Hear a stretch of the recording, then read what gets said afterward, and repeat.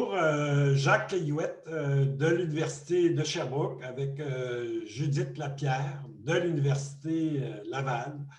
Le sujet de notre communication est les pratiques de soutien communautaire en logement social et communautaire en tant que lutte pour la redistribution, la reconnaissance et la parité de participation à la société. Alors, notre intérêt de notre communication est de lire les pratiques de soutien communautaire sous ce triptyque-là de la définition de la justice sociale que nous apporte Nancy Fraser. La manière que nous allons procéder, c'est que d'abord, nous allons vous présenter en gros la recherche du FQRSC à laquelle, subventionnée par le FQRSC à laquelle nous participons. Et ensuite, nous allons aborder cette thématique-là de la parité de participation sociale sous les thèmes de la redistribution et de la lutte pour la reconnaissance et de voir ces différentes dimensions-là comme indissociables les unes des autres dans le concept de justice sociale de Nancy Fraser. Donc, bonjour, nous représentons un ensemble de partenaires et de co-chercheurs qui sont aussi avec nous là, dans cette présentation. Les résultats qu'on présente préliminaires proviennent de nos premières démarches relativement à deux questions de recherche. Quels sont les besoins des locataires et quelles sont les pratiques de soutien communautaire?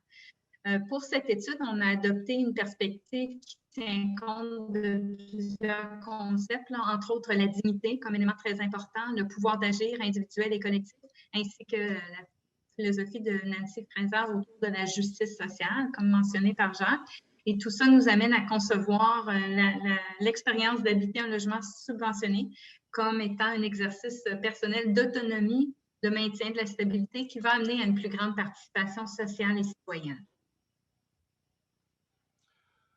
Alors, allons à la deuxième partie de notre communication qui est sur cet échange-là, sur l'idée de la participation sociale et les conditions de la participation sociale sont en quelque sorte une redistribution de la richesse et toute cette question-là d'aller vers la lutte pour la reconnaissance, que chaque personne ou groupe social puisse participer d'une dynamique de reconnaissance avec les autres groupes.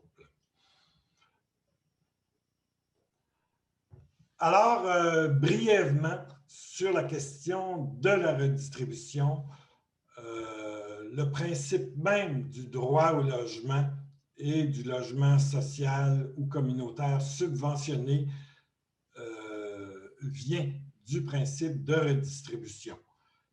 C'est du constat qu'il y a une distribution inique des richesses dans la société et qu'il faut pallier à cette iniquité-là.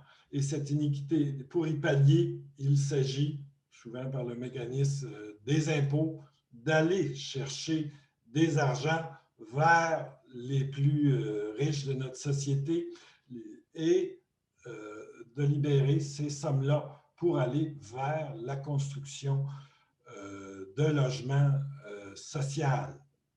Alors, c'est qui permettent, qui sont une base pour la participation des gens pour que ça soit l'accès à la santé, l'accès à l'emploi, l'accès à des meilleurs revenus, de prendre soin de sa famille, etc. Le deuxième point, qui est encore plus central pour nous, c'est la question de lier la participation, la parité de participation à celle de la lutte pour la reconnaissance. Alors, pour nous, la lutte pour la reconnaissance est intimement liée à la reconnaissance de soi par soi, c'est-à-dire à se libérer de tout obstacle intérieur ou extérieur qui fait obstacle à l'expression citoyenne, à l'expression de soi. Alors, un peu comme Honnête l'amène, de faire en sorte que les personnes puissent développer un rapport positif à elles-mêmes et aux autres. et qu'on construise des relations qui permettent ce type de rapport-là. On s'entend que Honnête et Fraser ne voient pas la même, sur le concept de lutte pour la reconnaissance, voient les choses différemment. Honnête insiste plus sur une question de lecture identitaire de la reconnaissance.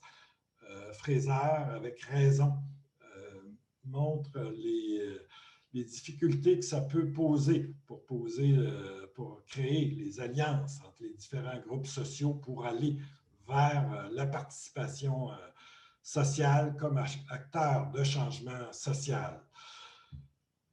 Un exemple dans nos entrevues pour illustrer ce mécanisme-là, comment qu'à un moment donné, une personne peut transformer positivement son rapport à soi et aux autres de manière à mieux assurer son expression dans la société.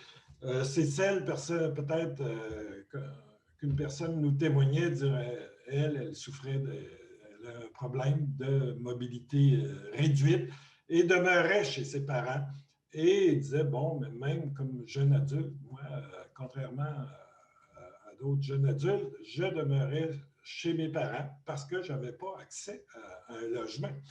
Et j'étais d'un tempérament très, très timide et effacé. Mais à un moment donné, j'ai pu avoir accès à un logement et autonome et adapté.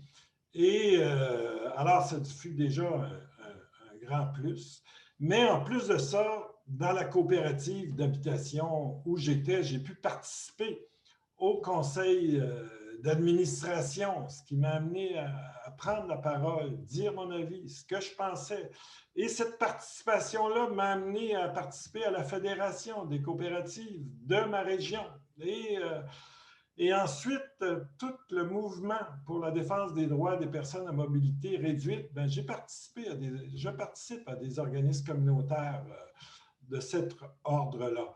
Alors, on voit toute cette transformation-là d'une personne qui, habitant dans un nouveau contexte, un nouvel espace, et que cet espace-là a des mécanismes de participation, fait qu'il devient un leader de changement social, un acteur, loin d'être une personne vulnérable, devient un acteur important dans notre société pour assurer une meilleure justice sociale dans notre société.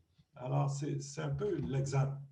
Peut-être, Judith, tu en as d'autres? Ouais. Bien, en lien avec ce cas exemplaire, on a regardé environ une soixantaine d'entrevues et ce qui ressort, c'est que les locataires, pour exercer cette pleine participation citoyenne, ont besoin dans un continuum de plusieurs choses.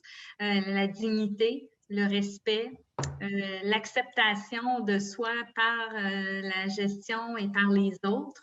Donc, vaincre les dénis de reconnaissance qui peuvent prendre des différentes formes. Il y a aussi le milieu de vie qui, avec les interventions, qui peut contribuer au sentiment d'avoir une vie normale. Pour les locataires, c'est très important, c'est fondamental avant de vouloir exercer une pleine occupation des espaces publics.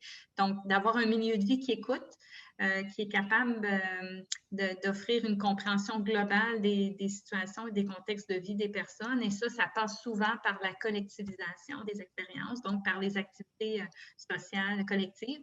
La pandémie a eu un impact majeur. Elle est venue bouleverser les activités et ces espaces-là collectifs. Donc, c'est important d'être proactif dans l'intervention, d'avoir une visibilité et de l'accessibilité. Ça, c'est très souvent mentionné par les locataires. Quand les locataires ne font pas partie des processus de prise de décision, ça va nuire à cette participation-là et à la reconnaissance. Donc, une bonne communication, fluidité des échanges, transmission des informations de façon proactive vont entraîner une participation favorable des locataires. D'autres éléments, donc l'organisation d'activités par des intervenants va justement briser l'isolement, mais plus loin que ça, elle engage la participation citoyenne. Donc, c'est l'accompagnement des intervenants qui est important dans le développement de ces projets collectifs-là, c'est majeur. La prise de pouvoir est donc suscitée par l'accompagnement qui est prodigué. prendre sa place, parler de ses besoins entre les pairs, va mener à plusieurs formes de revendications, comme Jacques le présentait. Donc, c'est que toute cette implication sociale-là va améliorer les conditions de vie donc, des locataires. Finalement, la reconnaissance par le milieu est fondamentale.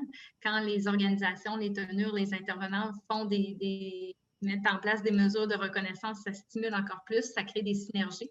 Et pour terminer, une citation d'un locataire qui disait que cet été, moi, j'ai été heureux parce que nous étions dans un milieu qui était agréable et qui reconnaissait notre implication.